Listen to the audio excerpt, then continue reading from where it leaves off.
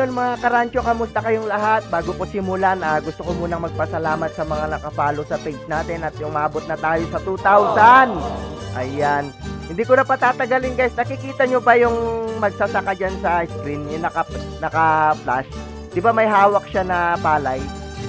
Sa mga nakaabot nito guys, alam nila kung gaano kahirap ang proseso bago tayo magkaroon ng bigas or kanin na isasaing.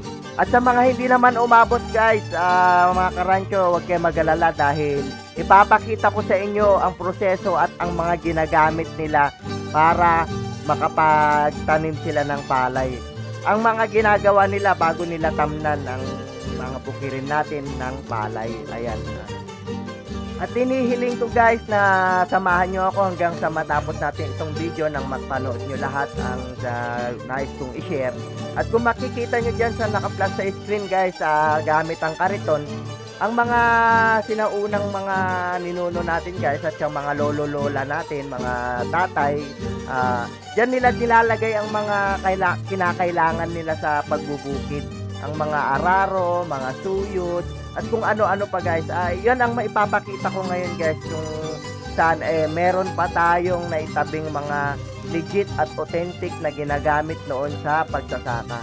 At kung mapapansin nyo guys sa image na naka-flash sa natin, sa screen natin, ang mga lolo't lola natin, bagamat mahirap ang trabaho noon sa bukid, sa maniwala kayo sa hindi guys, masasaya sila sa bukid habang nagtatanim dahil napaka-dedicated ng mga ating mga lolo't lola sa trabaho noon. Ayan, totoo yan guys, napaka-dedicated nila. Masaya sila habang nagtatanim, at kapag napagod na sila guys, at syempre may merienda, at ang mga merienda noon guys hindi katulad ngayon na milk tea, mga ganon, hindi ganon.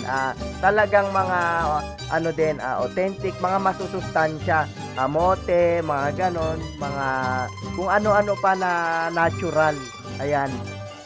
At finally guys, umabot din tayo. Kung makikita nyo yung naka-flash dyan sa screen guys, isa lamang yan sa mga mangilan-ngilan na naitabi na original na ginagamit ng mga ating mga lolo, lola.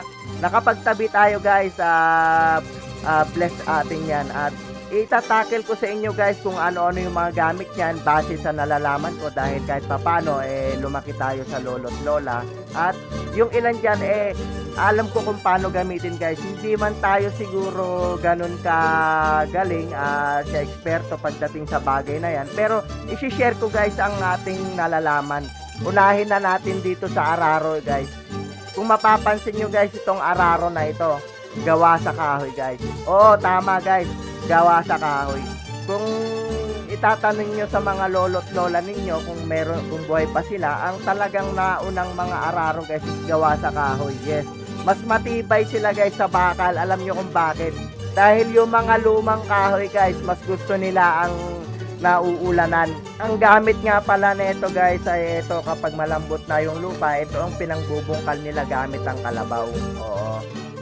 Ito guys yung hinihila ng kalabaw habang kinokontrol ni lolo o ni tatay ang kalabaw. Hinihila naman ng kalabaw kung saan sanhi ng pagkabungkal ng lupa. At ang susunod nating ipapakita guys, ang susunod na proseso na alam ko na ginagamit. Ito ay, ang tawag dito ay suyod. Ganon din ang proseso guys. After na mabungkal yung lupa, hahayaan muna na medyo mas lumambot. At ay susunod nila guys, ay susuyurin na nila guys. Ang gamit ng suyod guys ay yung yung mga damo. Ito ang mistulang nagtatanggal sa paghayla ng kalabaw. Iniipon nila sa gilid ng pilapil. Ayun ang gamit ng suyod guys. Unti-unti yan, pabalik-balik hanggang sa tuluyan ng mawala ang damo. At ang susunod guys, ito, napakadelikado nito guys.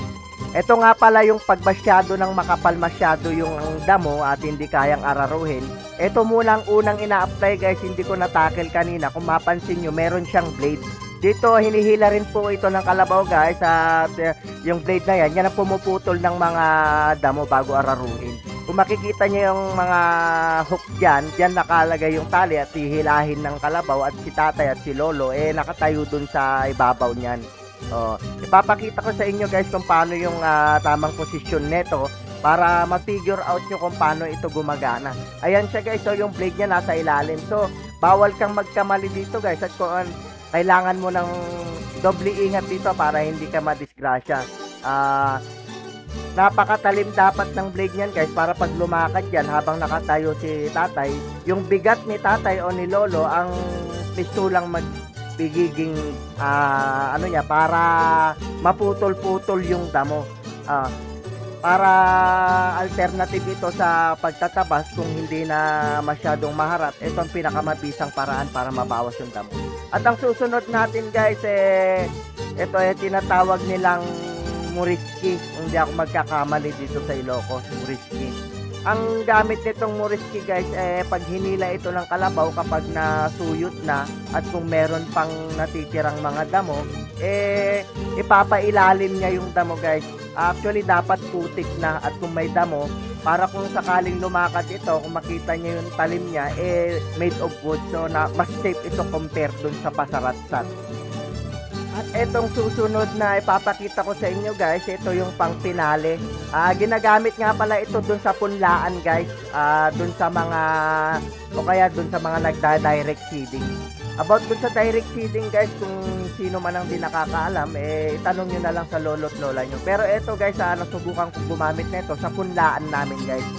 Pinapatag nito yung punlaan guys kung saan dun ibinibinhi yung itatanim na palay para pag sinabog yung binhi guys level yung tubig. Gawa kasi ng kapag hindi level guys ay may parteng mamamatay. Kung makikita mo guys talagang yung kahoy niya kakaiba, talagang vintage na kahoy ito. Actually legit ito guys naitabi ito ng may-ari at na pinalad tayo na napaka-bless natin dahil sa atin niya ipinagkatiwala itong panglinang na ito. Iingatan natin ito guys at susubukan nating i-preserve. Ayun. Kung meron man po akong hindi nabanggit dito na proseso na ginagamit it's okay lang po na i-comment nyo kung meron akong pagkukulang at hindi naman lahat ng mga pagsasaka pare-parehas ang proseso. Ito lang po ay sa major na ginagamit na kumbaga pangunahing ginagamit. Opo. Hindi nga po pala mawawala ang tinatawag nilang pamatok sa Tagalog or sa ibang lengguwahe at sa Ilocano ay sangol. Ito po yung nasa leeg ng kalabaw para ano po siya. Diyan po nakakabit yung tali at hihilahin niya. Yan po ang panghila niya. Yung pamatok na yan.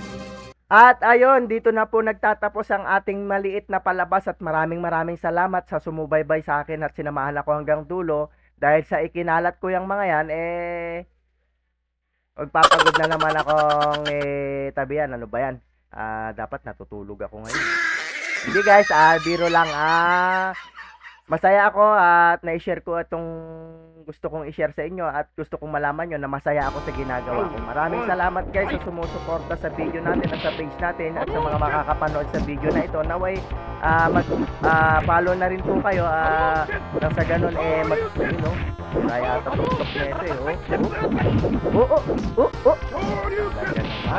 ayun, goodbye guys.